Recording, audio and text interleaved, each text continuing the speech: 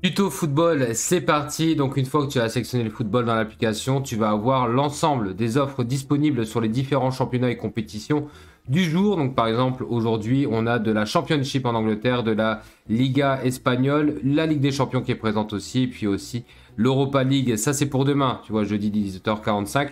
Donc voilà, tu as, comme dans tous les menus Sportero, l'ensemble des offres disponibles sur chaque année match.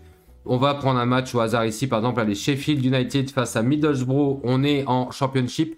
Et donc, les différents menus, comme dans chaque sport, tu as un petit sum-up, un petit résumé qui te présente un petit peu les séries de victoires de chacune des deux équipes, les cotes à la win ou au nul de chacune des équipes, et puis les top buteurs aussi que tu peux trouver du côté de Sheffield et de Middlesbrough. Par exemple, on voit ici que Akpom est en grande forme, 17 buts pour Middlesbrough. Tu as l'onglet statistiques, très important sur la partie de football. Je t'invite à y aller à chaque fois. Donc par exemple, première chose à regarder, c'est qu'ici, tu vois, tu es filtré sur saison et tout, les deux paramètres qui sont en rouge.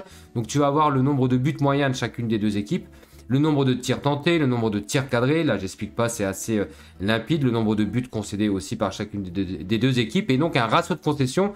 Là, c'est une stat made in Sportero. En fait, c'est un peu un système de notation défensive de chacune des deux équipes. La note neutre, c'est 1. Plus tu es proche de 0, plus tu as une bonne notation défensive. Et plus tu es au-dessus de 1, plus tu as une mauvaise note. En gros, si votre équipe est notée 1,40 sur le ratio de concession, c'est-à-dire que vous êtes une équipe qui a tendance à encaisser beaucoup de buts. Et donc pourquoi on a fait ce ratio de concession? Parce que une moyenne de buts encaissés, c'est une part de la vérité, mais pas totale. Parce que si le match d'avant, je prends un exemple, vous êtes en championnat français, le match d'avant, vous avez croisé Paris Saint-Germain qui vous a mis 7-0, et forcément votre moyenne de buts encaissés va exploser. Alors qu'un autre club que vous affrontez ce jour-là, qui n'a pas encore affronté Paris Saint-Germain, donc il y a eu un calendrier un peu plus favorable, et forcément il n'aura pas la même moyenne de buts encaissés, alors que peut-être que leur défense est aussi mauvaise entre guillemets que la vôtre. Donc c'est pour ça que ce ratio de concession vient un peu niveler ça, et donc nous permet d'aller chercher et calculer les expected goals que vous avez juste en dessous. Donc comment il faut lire? 1,60 du côté de Sheffield, 1,10 du côté de Middlesbrough.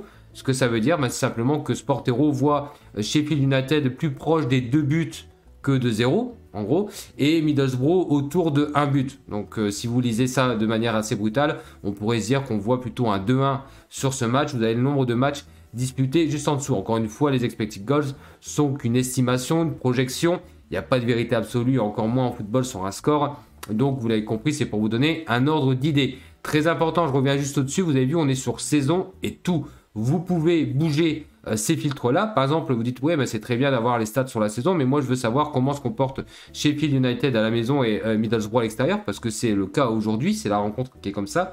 Vous cliquez sur domicile extérieur, et là les stats vont venir bouger automatiquement. On va prendre uniquement les stats de Sheffield United à la maison et les stats de Middlesbrough à l'extérieur. Et vous pouvez voir déjà qu'au niveau des expected goals, ça a pas mal changé la donne pour Sheffield United, qui est désormais à 2,60. Donc vous voyez, en gros, Sportero vous dit, à la maison, Sheffield United, c'est encore un peu plus fort que sur le global. Vous pouvez aussi regarder ce qui s'est passé sur les 5 derniers matchs. Donc je reviens ici sur tout, et vous pouvez aller voir ici, vous étiez sur saison 5 derniers matchs.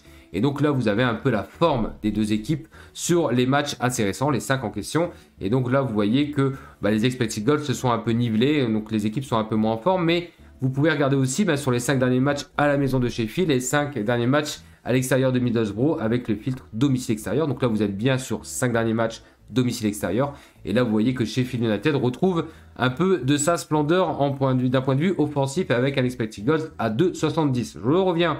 Une fois que vous avez fait cette première analyse que Sportero fait déjà à travers ses algos, mais au moins ça peut vous permettre de vous contextualiser au mieux ce match, vous avez 3 types de paris disponibles. LD2M, les deux équipes qui marquent, les buts et les buteurs. Si vous voulez par exemple vous intéresser uniquement aux buteurs, vous avez juste à taper ici sur buteur, et donc vous allez avoir les buteurs de chacune des deux équipes qui vont s'afficher. Attention, si vous manque certains buteurs, vous pouvez vérifier tout en bas vos filtres. Peut-être que vos filtres ne sont pas assez larges, peut-être que le buteur que vous recherchez a une cote à 6 et donc ne rentre pas dans ce cadre-là. Si tel est le cas, vous augmentez ici la cote maximale recherchée ou vous la réduisez si vous voulez vraiment vous concentrer sur quelques buteurs. Vous enregistrez bien évidemment votre choix, et donc là vous voyez par exemple j'ai des buteurs qui sont apparus.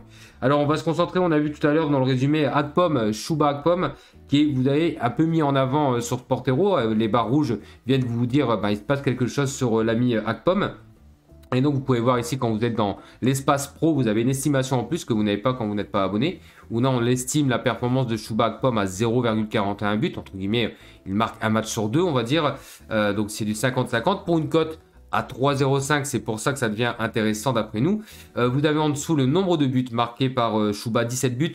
Le nombre de matchs disputés par le joueur et le nombre de titularisations. Parce que c'est très important, surtout pour les buteurs, et ben de savoir si vous marquez peut-être que 5 buts mais que vous avez été titulaire que 5 fois, bah, c'est plutôt intéressant. Là, vous pouvez voir, il n'y a pas une énorme différence parce que Chouba Akpom est un joueur qui joue beaucoup et qui est quasiment toujours titulaire. Mais sur certains joueurs, ça peut faire la différence.